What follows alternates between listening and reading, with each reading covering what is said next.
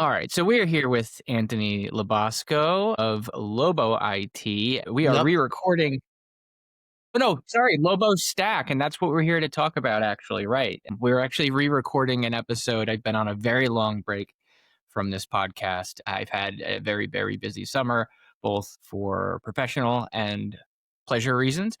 Enjoyed my time off and some recorded episodes from a couple months back in August that I'm re-recording. But Anthony has some updates to his business, and he and I have not had a chance to catch up. So we're just jumping on here. We haven't even caught up prior to hitting record, so we're just gonna get going. Anthony, you were just asking about my vacation, which I did just come back from Canmore, Banff area, which we took for my wife's 40th birthday. We took a week over there. Brought Emmett. It was amazing, extremely beautiful place, great food. Canadians not so much fans of Americans right now, but that's a different story. They were very nice to us, but there was a sort of undertone that was detectable. But anyway, it was a beautiful place, really stunning, just mountains everywhere. It was very cold, which was Emmett's first experience with that. It was 34 degrees. He was sleeping in a sleeping bag stroller with a couple mile hike around Lake Louise. But anyway, great, great time. How are things with you? Things are great, man. Things are great. I am motoring here on Lobo Stack and I have some new clients that I've been working for a while and I'm leaning into everything in terms of helping MSPs and founders grow with repeatable sales systems, right? So I really focus on revenue systems and things like that. But yeah, man, it's been a whirlwind, as you know, as an entrepreneur. And really just the balance of really everything. And we can kind of get into a little bit in terms of how I'm doing things, because I did change a bit of my schedule, which is great to accommodate, really kind of going into all these motions that I do to grow the business. But yeah, man, overall, very, very happy with life, with the business, with the family. Today, obviously, is Halloween, so everyone is getting pretty crazy. What is Emmett dressing up as today? It's hysterical that you just mentioned that because I looked at the corner of my computer and I didn't even realize it was Halloween. I have my wife to thank for taking care of those things, but I did hear vaguely that we have inherited some costumes. I think he's either Gizmo from what is that, Gremlins, or we have another one. I think it was like Buzz Lightyear or something like that we took in. But I that's how crazy it is with this life that I didn't even remember it was a holiday. But that's great, dude. How about your kids?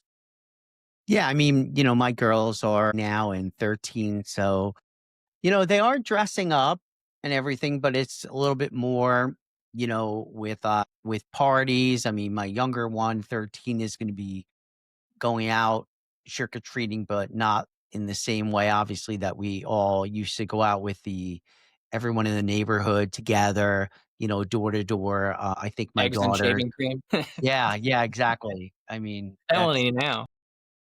yeah, yeah. I mean, that's the world that we came from, no doubt, on Long Island, right? So, Yeah. but it's good, man. Everything is good. Knock on wood. Good. Well, you look healthy. I know it's a big deal for you, so you look great. That's good to see. Thanks, man. Thanks, I know man. we have a few of those topics to talk about. I know that's a big focus of yours is dealing with MS and sort of thriving through it rather than just surviving through it. And from what I hear from all the updates, you are doing incredibly well with that. So I want to hear about that. But you mentioned earlier in the beginning that you're working with some clients and revenue, and I want to hear about what is the updates to the business structure? What are you focusing on? What are you doing? What are you offering now? And then maybe one of those examples, you don't have to name any names of logos or clients or anything like that, but like, what are you doing for them? Yeah. So, I kind of went through, I mean, as many entrepreneurs do, right? I mean, we go through, especially when you're building in public, which is really exactly what I've been doing all year. And, as you said, introducing me as Lobo IT, I mean, that's what pretty much I have been doing for a long time. And then I pivoted in May and changed it to Lobo Stack, which really is, you know, more in line with what I do, right? Because I am not only building revenue systems, but I'm also still a technology advisor, right? And there's still things that I'm stacking up onto everything I do. And, it's all related, but for the most part, I go to market with, you know, the revenue systems and really helping MSPs and founders really grow pipeline. That's really what it comes down to. And honestly, you know, Daniel, I mean, what I do and what we do, right, is,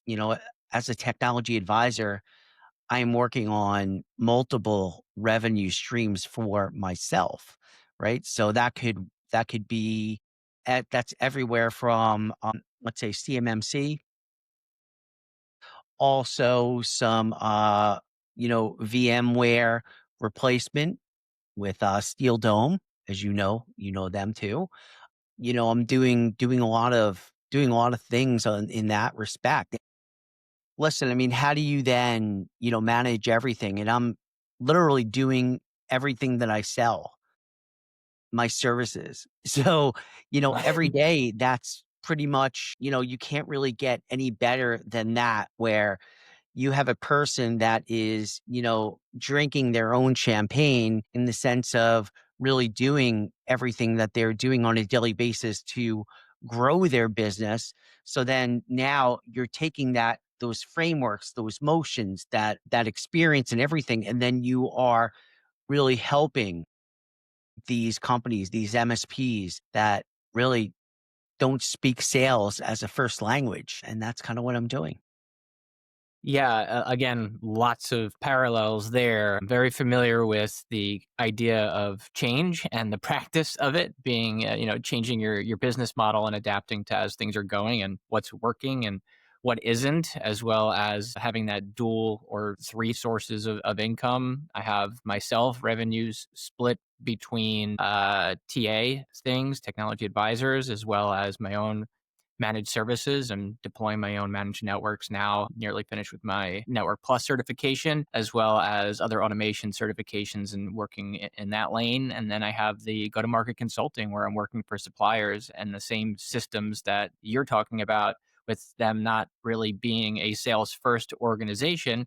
I just finished work for a couple of engineers that built a payment platform, and they're really good dudes and they have a really unique product and it's great, and they just didn't really have the formulation of how to communicate it. So I helped do that and develop the marketing materials along with it. So it just really focused and helped them to deliver the value and identify different ICPs that they really work with. And then I've made tons of introductions for them that have worked out, and they're now working with those people. And that's sort of the power of networking within the go to market space. But I want to hear about what it is exactly, how you're working with these revenue systems. What do these revenue systems look like? And what are the sort of MSPs that you could be working with for those who may or may not be watching? Yeah, no, that's a great question, right? So, at the core of everything I do, I have a system, a CRM that I use called Digital Magic, a CRM, DMC. And that enables me really it's a business in a box that I'm able to not only do my operations, so everything from let's say, invoicing and, I host my website and I'm able to, modify my website. I'm able to blog and I do all of my social posts and, everything along those lines. And, we can talk about a little bit about the motions that we make on LinkedIn and other places as well and how that's housed there. But really on the other end of that, it is a CRM. So I have lots of contacts that I'm getting, that I'm using, and I'll talk about that in a second. But that CRM at the core, with all the contacts, I am then able to create workflows, powerful workflows that enable people to, let's say, have a drip campaign, sort of, where it's an omni-channel outreach to clients, where we all know that it takes more than 3 times or maybe even once, right, to, contact a client. And that's really where, people kind of stop, like, "Oh, they don't wanna talk to me." Well, maybe they just don't know, where they are not able to, they're busy, or maybe they're not on the channel that you're actually reaching out to. So that's why I expand what I'm doing from email to calling to LinkedIn to SMS and things like that. And that is a rhythm and a cadence that I'm able to manage through my system DMC. So I not only use it, but I'm also selling it as well. So I'm also reaching out to lots of prospects, lots of people, whether it's a solopreneur, whether it's an MSP, whether it's a founder of a technology company or whomever it is. Usually my ICP is around, company size from 1 to 15. That's really what it comes down to, because that's really where the most impact is made. And, then from there, I mean, I am using that as my foundation. And then from there, you know, the engagement on LinkedIn and being a content creator on LinkedIn and, pulling all that together and being able to, you know, really build a rhythm. And I talk about rhythm constantly because it's so important, where you're able then to, engage with people on LinkedIn, contact people on LinkedIn. Everything all comes together, in it may not happen overnight, but it is something that is, constantly permeating, getting out there, right? I mean, also right now having a conversation, who knows who's going to be watching this? There could be someone watching this and saying, or listening to it and saying, wow, you know what? This is pretty cool. LoboStack is something that maybe that I should be thinking about. Maybe I even want to just talk to that person. Maybe I just want to talk to Lobo. And that's really where, the awareness comes. You can't, as we all know, Daniel, right? We know someone you can't that said that you can't shoot moose from the lodge, right? So Yeah, yeah, there's a lot there. One of them being there's multi-touch, there's omni-channel, and then there's following up, right? And you're talking about drip campaigns and hitting them from different angles and how maybe they don't want to talk to me, or there's those stats, right? There's like it takes 11 or 13 or 15 touches before someone responds or something. They come from like these, maybe Sales Loft or Outreach IO stats or something like that, Salesforce, whatever it is, these reports that come out. And it's more than true because I even have a client that I'm bringing on, a large client later this month. She wasn't able to answer me, and, super interested. We talked about it. We went through pricing, went through services, and she was like, when can we start? And then like goes dark for, almost 3 weeks. And, there was just a family emergency in there. And there are people who would just stop trying. And I have a cell phone number. We're texting. Like, this isn't even email versus LinkedIn. This is just someone who's super busy. Something is going on. She has a life event happening. And, I ended up saying like, hey, I know you're super busy. I'm going to come by to the store. I'm going to drive by and I'm just going to drop off a printed proposal. So you have it. That way you don't have to keep going back and forth by email, and you can just let me know next steps if you're, still interested. And I did that. And now we're picking it back up in a couple of weeks. So it's incredibly important to have that ability to do things for outreach on autopilot, we'll call it, and through automation workflows. And I want to hear about the ways that you're using that for your clients today. Because I know you set up these workflows, they're within DMC, which seems very powerful. I'm sort of familiar with that area with the CRMs, and I want to know about, like, give an example of exactly from point A to point B of like, hey, this is how we get it set up, and then this is what happens as the outcome, and what's happening in between in a specific example. Because again, I'm familiar with it more so, but for someone who is interested, right, the value that's being presented there, they may not be familiar with exactly how that works.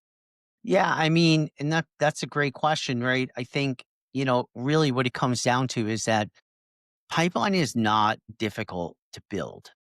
It really isn't. And even if sales is not your first language, and it's really just logical in terms of how you want to, how to get people, how to reach out, right? So having a core message, understanding who your ICP is, and then from there, you are then, let's say you look up contacts on, LinkedIn, or, maybe even taking a step back, right? I did this yesterday, actually. I did a LinkedIn teardown for one of my clients because they don't have a really good presence individually on LinkedIn. Now, if you are reaching out to lots of different people on LinkedIn, you need to have some sort of decent presence rather than just something blank. So from there, understanding your ICP, understanding who you're going to be talking to, really figuring out that, okay, maybe I'll reach these people from, LinkedIn. You can build a list on Sales Navigator, which is something also that I teach people to do. And we all know that that's not really too easy for people, but once you're shown how to do it, it is easy. But just logically, right? So what do you do after you find the names of the people and everything like that? You have to get contact information. I mean, there's so and then from there, just kind of going through that logical process and everything. I mean, that can stop you from just getting to the next level and saying, "Ah, forget it. I don't know. This is not worth it. I don't know. I can't do it." Well, it's very easy. I use Seamless AI. And that is something I use there's an extension that is on LinkedIn that I can actually export and get contact information from LinkedIn, from Navigator, and then put it into and then export it. Then from there, you export it and put it into your CRM, in my case, DMC. And then from there, again, just logically thinking, okay, so now what is the message? How am I going to reach out to these people? There are just many different ways of doing that. And, you do that from maybe you connect with them on LinkedIn. So you want to have a good presence on LinkedIn. You want to at least have a good banner. You want to have a good headline. You want to have a good picture. I can't tell you how many people they don't have any of that. Right. And, that's something that is so important, so fundamental to have. And those fundamentals are really, really what I think people like us who are sales professionals who have been doing this our whole lives, that's second nature to us, but it's not second nature to everyone else. And, my ICP are MSPs, small MSPs that may have had, let's say, referrals constantly throughout their whole entire career. They could be around for decades. And it's been wonderful for them. But all of a sudden the referrals start to dry up. And then from there, then what do you have to do? Then they have to actually sell. So, you may have these owners that don't really have never done sales before. They're good closers, but, stage 0, which is the beginning, which is the top of the funnel, I mean, getting there, getting the at bat is not easy to do. So that's something I have mastered. That's something that I am doing constantly for myself. So I'm helping others to do the same thing because I rely on that. And then from there, really just taking it through just logically through a framework, through a framework to execute. And that's the whole thing. Execution is everything, right? You can do, well, the execution is about 5% of it, but 95% of it is understanding the ICP, getting the right contacts, getting the right people in the room to actually send that message to. So then when you have all that information together, then you spend the 5% executing. And the way that you execute is you have to time block and you have to maybe do things that are a bit uncomfortable that maybe people have taken for granted that, okay, well, I'm on technical calls all day. I'm talking to existing clients. Well, guess what? Maybe that might not actually your time might be free actually if you don't build your business. And they know that as well. So, it's a mindset. And that's something that is a combination of not only showing them how to do it, and that's one of the things that I do. I can do it with them or I can do it for them. But regardless, really taking that extra step in terms of coaching and everything is something that is really needed in a lot of ways. And, honestly, Daniel, I mean, we're making an impact with what we're doing. And that's really, really important at the end of the day. That's awesome. I mean, you have a very, very clear lane, a very, very clear mindset. And I think that it's something that a lot of entrepreneurs and people within your ICP are lacking, not to any, deficit of their own, but there are people out there who are not salespeople. They're not familiar with it. And I know sales gets this bad name, but sales is really just a communication of value. That's what it comes down to at a base level. You are communicating why you should give me your resources that you have hard earned to invest into getting something back. And that's the exchange of value for at an agreed upon set of expectations, really. So you are providing a service to someone that is saying, hey, you give me your money and I'm going to help you make more of it. That's the whole point.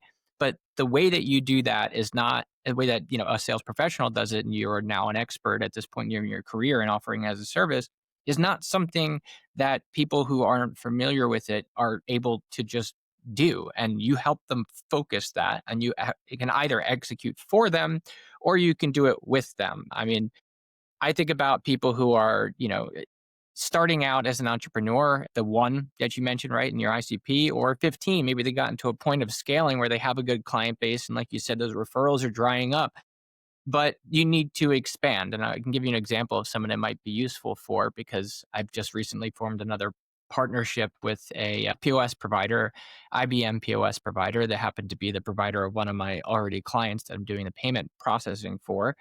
And he was telling me, he's like, yeah, I've been doing this for, 20 something years, and we have a great client base and most of it's based off of referrals, but it's not always consistent. And I'm really excited to work with you and, to have you as essentially an agent to be selling my services.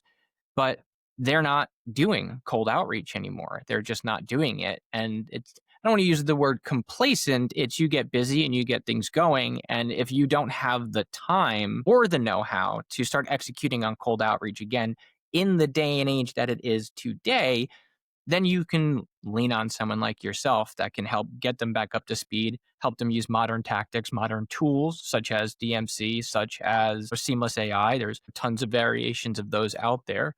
And then you can help them actually implement something that is sustainable over the long term to execute, that works and is proven.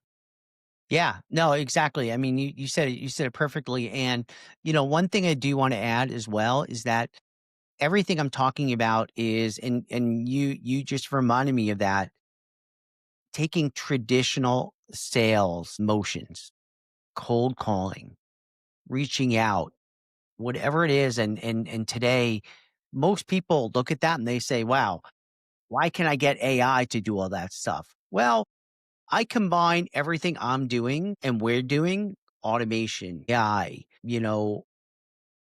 a lot of different ways of amplifying what we are doing on the traditional level with technology to really make it so much more impactful, effective, and to scale. And that's really what it comes down to, because the traditional side of outreach, of cold outreach, no one wants to do. They figure, okay, well, I'll hire somebody to, do my LinkedIn, and that's fine too. And that's a service I do provide. And I think that's very effective in terms of, a use case. But, I just wrote a post the other day that there is no silver bullet when it comes to cold outreach. And, that's something that a lot of people, they expect to have results. Okay, well, you started cold calling, last week. Where are the results? Well, you know what? The results should really be my results that I hold myself to, are on the motions, are on, okay, well, each week, what do you want? What do you need to do in order to get meetings, the calls, the outreach, the follow up, and everything like that? If you are doing that 5 days a week consistently, including engaging and talking to people and everything like that, good things are going to happen. But, using technology in order to achieve those goals, that's what it's all about. And I think and I know a lot of people, and we've talked about this too, really get caught up in the shiny red ball and they say, wow, okay, this is going to help me. Well, yeah, if you actually knew A, how to sell, or B, if you actually knew, and I don't mean that like as a bad thing, just like those people would probably show me how to, troubleshoot or really know technology, because I don't really speak that level of tech that they do. So, it's a matter of, give and take in terms of, you take what you know and you are experienced with, and then you take a tool to amplify that because you know how to use that tool, With right? your expertise and your personalized research and your hands-on. I mean, I think you touched on something that's very it's been hitting me personally from a consumer standpoint pretty hard in the past couple of months. I don't know why. Maybe it's something misaligned in the stars. I don't know. But I'll give you three quick examples of how AI trying to be used as the silver bullet has failed organizations. And it's not that AI can't be used well, but it's important to discuss the things that you want to avoid, and maybe perhaps these organizations, the AI systems that they're using are, not the right ones, or these things happen. But I'll give you three quick examples. One of them is I'll call it a consumer good. I don't like naming these companies, right? But I had a warranty on something. I tried to claim the warranty, and I did it through email, through the form. And I didn't have the receipt, but this was actually an RMA. This was already something that I claimed a warranty on, and they fulfilled it several years. I didn't keep the receipt, but I have thousands, over $5,000 worth of goods from this company. As an individual, if you were a business owner, hands down, there's no way in hell that you're going to look at that person and be like, oh, well, sir, you don't have your receipt for this. We're not going to honor our warranty. And that's like a normal person would never do that. But an AI system is going to follow a set of procedures that are programmed, right? They rejected it from me. Ended up finding the CEO on LinkedIn just because it popped into my feed, and reached out to him and made a comment that triggered them to contact their CX team, and they reviewed it and they're like, "Oh my god, I'm so sorry. Our AI agent, overlooked this and essentially made a mistake and almost lost a customer worth thousands and thousands of dollars, plus everyone I know, because I'm never going to, recommend this service, right?" So there's an example of and they made it right is the bottom line. When a human got involved, they made it right. And in your world, if you're an AI, salesperson just trying to do cold outreach, because there's tons of these things popping up. It's not to say there's no place for them, but if you don't have someone like you, Lobo, to be the one behind the AI, and in your case, the automated workflows you're putting through, you might respond to an email in a way that's not personalized, that isn't targeted, that doesn't understand who they are, and you're going to end up getting a bad result. And another one just happened where I had a car service. My car was serviced, and this is a major automobile dealer, and their systems screwed up. They didn't do half of the service, and it was my registration. So my registration was up today, and they were not able to. Well, they were able to, but they just failed to perform some of the services. And I got an email from New York State saying your registration is up, and I'm like, "What do you mean? I just went there to get that done." And then I realized they didn't do it. So I called them back and they're like, "Oh my God, our systems were having issues, and it didn't automate that for the sales tech for the service tech to do." And I'm like, "All right, well, that's kind of a problem. Now I have to drive an hour out east to get back to this dealership to wait another hour to get this done, and then drive back an hour. It's 3 hours out of my day plus $15 gas that I have to spend just to go back because your automated systems were, you know, not working." So now I went back yesterday, and a human being saw that and they apologized profusely, and they were like, "Oh my God, let's just get this done." It took 5 minutes. They performed the service in 5 minutes. They sat down, I got up, and they did it. So my point is to say here is that you're providing a service that is not like, "Hey, we're not selling you this vehicle that is just going to do everything for you." You're helping them set it up in a way that has the personal touch that you can also interject and perform part of this outreach with it. So I want to make that distinction because entrepreneurs notoriously, and people in that 1 to 15 range, want to maintain control. They want to have some level of involvement because this is their baby, right? This is something that's super important to them.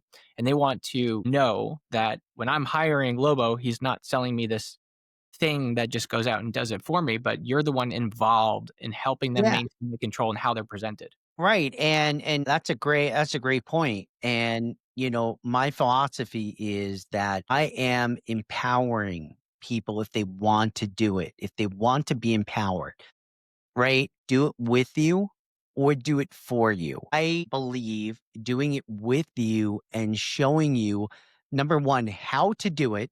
I'm not saying that you are going to be at the same level as a salesperson that we are, because we just that's just part of our DNA, That's how we love it. I love it, but really empowering them and giving them the tools to do that will really help them to do this on their own if they want, or number 2, hire people and just know exactly what it is. Okay, let's hire a salesperson, but great. So now we have a good sales process in place where we know exactly to hold them accountable on things and really empower them with the right tools, right? There are so many organizations that do not empower their team, their salespeople, especially because no one really knows, how to speak sales and really understanding the mentality of sales.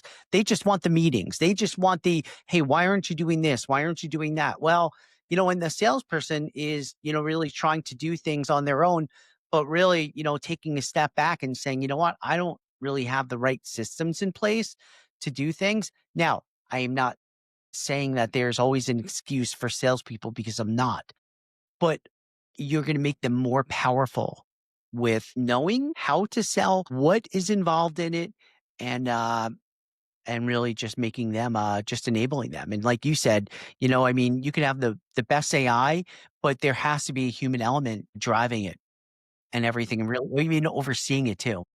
I think the word that I think we both admitted it at this point so far is systems. Like what you're building is repeatable systems that execute for them based off of how they would want to execute on a repeatable basis over time with the consistency, either through you as the consistent performer or through the systems themselves, done with you or done for you. It's the systems that you're put in place that are going to grow your business because you have to show up either, every day. Yeah, I mean, I'm using these same systems every day for myself, for my business, and I believe in them. Not that I don't need to believe in them. It's the right thing to do, and I am implementing it myself. And why there is nothing better to have somebody that actually is doing this on a daily basis, making cold calls, reaching out on LinkedIn, making sure that you are time blocking the way that you are, and really even structuring your day and even your health as well in order to align with everything in order to execute Yeah, on. talk about that. Talk about the challenges of why it's difficult for entrepreneurs specifically to because I can go into my own example, but I know you have your own example and you're working with other people who have their own challenges. I mean, in sales, this is called a pain point, right? So, like, what is the pain point of people that prevents them from being able to execute that essentially presents the opportunity for you and DMC to step in and execute for them? Like, why is it so that they have that because of what's going on in their life and this the challenges of being an entrepreneur? Yeah, I mean, I think it's even deeper than, being an entrepreneur. I think, just being a business owner, I guess, is an entrepreneur, but, just take an MSP, for example, right?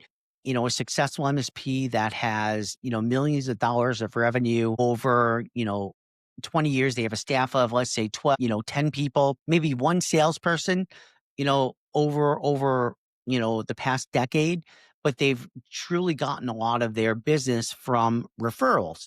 Now, during that time, that salesperson has been more of a, account manager and really doing the right thing on their end in terms of being an account manager, because that's really that's how they entered an organization. But, the challenge is that they don't know what they don't know, not the salespeople, but the owners. And the owners, basically, they may have a couple of issues. They may have some, issues in terms of, hey, I don't even know how to speak to this salesperson, but I'm not getting the results I want. So it must be their fault. And, hey, Lobo, can you come in and really help us to, get meetings or, do this and do that? And, I kind of take a step back and say, well, let's really look at how you're doing things today. Let's look at, what are you doing on a daily basis in order to get new business? Well, I'm a great closer. I can go out and I can close business. Okay. Well, how are you going out and closing business? I don't know, a referral, but they kind of dried up. Okay. Well, how many meetings do you need every month in order to meet your goals? And then we kind of back that into, the motions that need to take place on a daily basis, on a weekly, monthly, and quarterly basis. Um, and then from there, taking a system that works, DMC, where you're really able to do everything all in one place. You're able not only to execute, but also analyze everything. You can analyze the emotions. You can analyze how many calls are being made, not micromanaging, but really more of understanding, well, hey, how is that? Because sales, look, is more of a science. It's an art and a science, but there is such a scientific side to sales. How you talk to people, how you reach people. You don't want to throw up all over people. The first 4 seconds when you speak to someone is so important. I personally feel that, I don't want to dupe someone when I'm cold calling them, when I'm saying, hey, are you, how's your Wi-Fi doing? I want to be more human. And I find that that's, depending on the ICP, is better. Those are elements and those are nuances that, founders, entrepreneurs, owners, they do not know because they are focused more on the outcome, more on, what they do and they've been successful doing. So really combining all that into a system, making it, showing them how to use the system and then really expanding it and hopefully amplifying what it is that they want to achieve by getting the right people in place or empowering the people that they already have. And that's really what, you know, I do. And there's always a way to do it. I mean, I'm always impressed with a lot of these businesses that have had these millions of dollars of revenue. I mean, my goodness, it's amazing. All you have to do is just do a couple little tweaks and you just need a system, just like what they do when they do, let's say, a Wi-Fi assessment. If Wi-Fi is not working in a specific place, I'm just giving one example, right? Or security or something.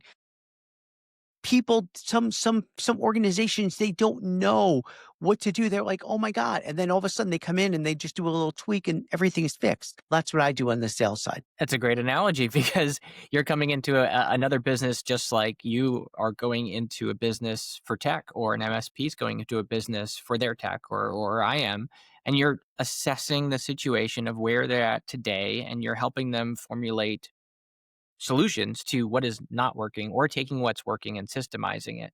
And I think one of the things that I didn't articulate properly in my question was, like, what holds people back from being able to execute this, on their own in the state that they are. And from my perspective, a lot of the times is, we're doing so much. Even as a salesperson, you sort of alluded to where I was going with it, which was the account management, right?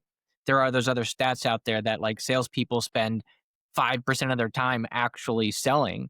But the other part of it is meetings, it's CRM logging, it's doing prospecting, it's doing all those things. But if you're not actually doing the work that leads to the pipeline building that generates results consistently, such as the outreach itself, then you're not going to be able to generate the results no matter how good a closer you are. So setting up those automated workflows that execute for you is what you're doing. Yeah, exactly. And even another analogy that I love is the ecosystem. Ecosystem lives off of constantly is self basically an ecosystem feeds itself. So an ecosystem and on the sales side, a sales ecosystem, you have clients. So there is that account management side of the ecosystem.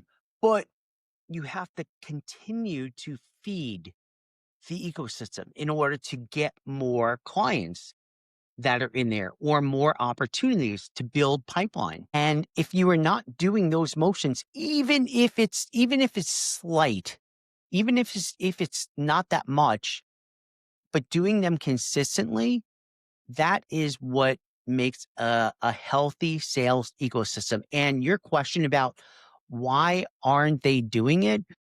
I would say 9 out of 10 times it's because they don't know what they don't know, and they have different views on things, and sometimes they have to be brought back down to reality. And what's worked in the past, yeah, there's a lot that will continue to work. But in this day and age right now, I can't tell you how exciting it is to sell in 2025 and beyond and having all these wonderful like automation tools in place. Dude, I mean, I'm able to set up, as you know, like, working for large enterprises, working for large companies and having all these great tools and everything like that. But with those tools, you have all the politics and all the crazy stuff. I'm taking all those tools in 2025 now. You can take those same tools and I can use them as a solopreneur. Also, you could use those same exact tools as a small business. And you can have a sales professional, somebody that's been successful using them over the years, showing you how to do it, giving you frameworks.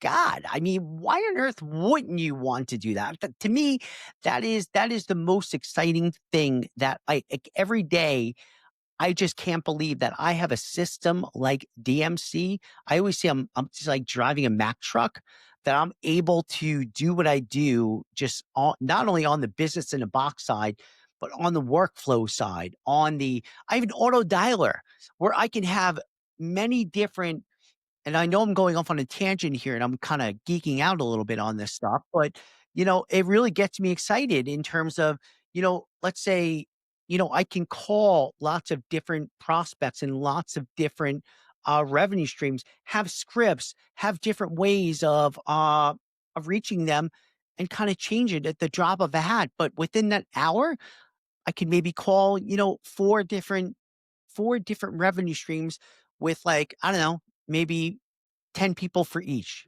And that's really and taking that not only from me, but just showing people that they can do that with different ICPs with their business. I mean, there's nothing better than that. Like, Yeah. you're freaking superstar if you do that. Well, I absolutely love how passionate you are. It's always been one of my favorite things about you. And I think there's another aspect that I haven't asked about or touched on here, and that's just the ROI of alternate ways of going about trying to achieve the same results that, you're offering, right? In another scenario, an MSP might say, "Oh, well, we're just going to hire another salesperson. We're going to hire, an SDR to do this," right? And you start thinking about the cost variable, right, and the time frame. So here's option A. Option A is you hire an SDR who is either, if they're new and they're at the lowest level of income, maybe they're, I don't know, $50,000 a year on salary, right? Then you got to train them, get them used to what, you do, get the value props, get them used to the systems, get them onboarded, do all of that. And by that time you're at like what, maybe 2 months or so, you're probably paying them some sort of a ramp fee, right? And then they're one person doing it, and then you have to pay them commission on top of it, right? And I don't know your rates, and I'm not asking you to discuss this, but I would assume they're somewhere in line with, lower than what it would be, or maybe not. But the other option is hire Anthony Lobosco, who has been doing this for how long, already has the systems in place, already has the expertise and the frameworks, and is doing it and has results to show for it. And he can start in a week, right? So there's two different ways of doing it. And then the cost variable for the ROI is every lead that comes in that turns into business, there's higher margin on top of that. Yeah, I mean, so that's a very good point, and I want to unpack that a little bit because number one, I am not an outsourced SDR. Right? I mean, that's really, that's clear. I am not an outsourced SDR. I'm an SDR for myself. I show people how to call. I am absolutely calling on their behalf, trying to get meetings on their behalf and everything, but I'm showing them how to do it. I'm basically teaching someone how to ride a bike, holding on to them, and then kind of letting them go. Right. Mm, And that's what right. I mean to clarify where I was going is you're giving them the ability to essentially hire their own internal systems and tools for a dramatically less cost and But showing them how to build it. Right. But here's the thing. So you bring up a really good point as well. And that's why I want to unpack that. Right. So, you can hire an SDR or a salesperson, a high achieving salesperson. Let's just say for myself, if they want to, let's say, hire someone like myself that even doesn't have the, experience with, DMC and everything like that. If I'm coming into an if I'm coming into an MSP or they're trying to get me in, you know what it is? It's like trying to drive a Mustang Shelby when you don't have a license. That's exactly what it's like. Because you can't put somebody that is high achieving into an environment where there is absolutely no structure, no framework, no nothing, and expect them to be successful in a very highly competitive environment as well. And really expect that person to just, hey, their Rolodex, they're able to call these people and basically have, and by the way, I've done this and I've actually been very successful because of referrals. But once those referrals, dry up, then what do you do? Then you're like, oh shit, I have to now, kind of get into a bit of a rhythm and a cadence and everything like that. So you start to do that, from scratch. Oh, I don't have any contacts. Okay. Well, I mean, I have LinkedIn and I can use Navigator, but how do I get the contacts from Navigator into, well, you guys don't have a CRM? Okay. I'll just email, from, Outlook, so it's like just thinking about things like that. And obviously you're bringing things to the table that you can actually do really well with messaging and calling and, motions and everything. But, but Daniel, I mean, the thing is that you have to have, and I think it's coming back to this, is the structure in order to bring someone in that is going to, you don't need the best of the best, but you do need, and the best of the best is not even what it sounds like. Salesforce.com, not great for MSPs and small businesses, very expensive. I mean, there's a time and a place for Salesforce, but maybe it's definitely not for small MSPs and it's very expensive. It's a whole different story. But once you have the structure, you empower those people to come in so you can get a high achiever. And you're right, 50 grand, dude. Let me tell you something. You're spending over $125,000 as a base salary for a very good salesperson, for great talent, and then on top of that, commission, right? So, and then of course, that's just the benefit. That's not even including benefits. That's not even including, 4K and things like that too. Think about your investment. Are you going to bring someone in and, and not empower them to be successful? Like, to me, that doesn't make any sense. And I know we have seen that throughout, like with very large companies who probably they spend tons and tons of money on bringing great people in, but not being organized in terms of having the right, not only systems, but focus and everything like that. But that's a whole other conversation. But when it comes to these small businesses, it can have such a negative impact on them if you do not have the right structure in place for them. Yeah. I mean, sometimes I think it comes back to first principles, right? The concept of like, what is the simplest form of what we know to be true about this? And this being sales is you need to have people out in the field or on the phones or sending emails or on LinkedIn, across all channels or sending a SMS, right?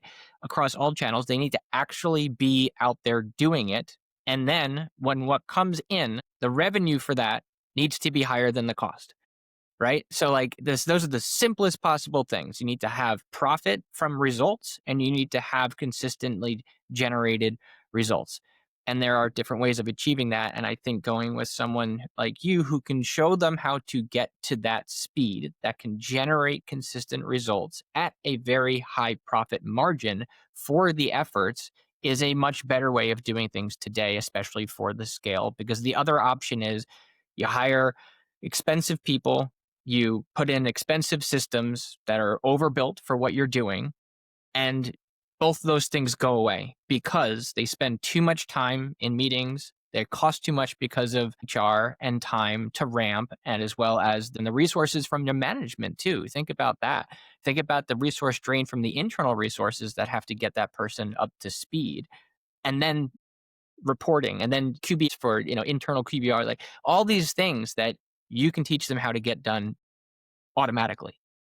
Yeah. All right. Well, what else did I miss about Lobo Stack? No, I think, at the end of the day, right, I always like to, I like to talk about my mission.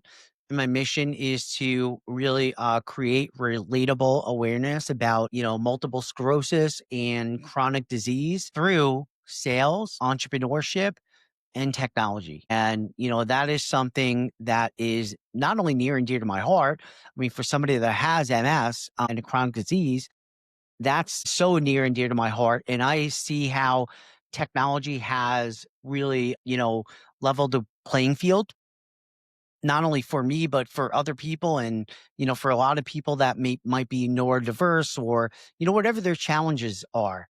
But really also keeping, just a healthy lifestyle and a healthy mind, and that's really important for me, and one thing that I do that really helps me compete at the highest level, and I'm not kidding about this, is that I wake up every morning at 5 a.m. I work out on my Peloton for 45 minutes, an intense ride. I eat very well. I'm in bed at night by 9 o'clock. I inadvertently stopped drinking. Um, and that has really, helped me to, because I have chronic pain from my MS in my face and everything like that, or I did. And since I haven't been drinking, and not that I was ever a big drinker, but I'm just saying, you will always want to limit and reduce the amount of inflammation that your body can have. So whether that's, cutting down on red meat, sweets, and in this case, alcohol, it really has helped me, in terms of being an entrepreneur and not having, having a good, healthy sleep and lifestyle is so key when you execute on a high level like this too. And that not only goes for people like me, but that goes for anyone else when you're time blocking. I mean, I'm time blocking from 7 a.m. until 9. That's when I do my LinkedIn work, my navigator, my outreach. I do that 4 days a week. And then my fifth day, I am I am then following up with them on, anyone that's accepted my invites and everything like that. I do everything manually. I don't automate any of that because LinkedIn does not allow you to do that. But, then also, I'm able then to, during the course of the day, I mean, look, I can literally after I have a couple of calls after this, but I'm going to then move to cold calling. I can pivot and do that very quickly. I have customer meetings as well today. Boom, I'm going to pivot like that because I have frameworks. I'm able then to, do that. So it's that organization and the way that you structure your day and stay healthy in order to really execute on an extremely high level. And then, I'm not saying every MSP or every business owner needs to do this, but they need to have their own flavor of this and their own version of this. So whether they're doing mostly, you know, technical things during the day and everything like that, they have to, be able to pivot and make time for it and keep a clear mind in order to pivot. So that's it. Yeah, well, I'm very happy that you've gotten to that point. You seem extremely satisfied with what you're doing, which I think is very important to see, especially from a personal friend perspective. It seems like you're really found your lane and you're executing in your passion and you're finding success with it, which is obviously the ultimate goal here. And you're now helping other people do it with the same systems that you've built that have facilitated your ability to keep that level of health and operate in a repeatable, consistent framework. So I will leave you with one call to action for the audience here. If you are a blank, reach out to me for blank. Wait, me? You want me to say? Yeah, yeah, yeah. For Oh, okay. your I didn't services. know. Yeah. I didn't know. So if you are an MSP or a founder of a technology company, contact me at LoboStack, LoboStack.com, or Anthony at LoboIT.com. I'll help you to create a repeatable revenue system. Awesome. All right. Well, thank you, Lobo, for coming on. It was really great to catch up with you and hear about all the things you're doing over at LoboStack. Thanks, man. You too.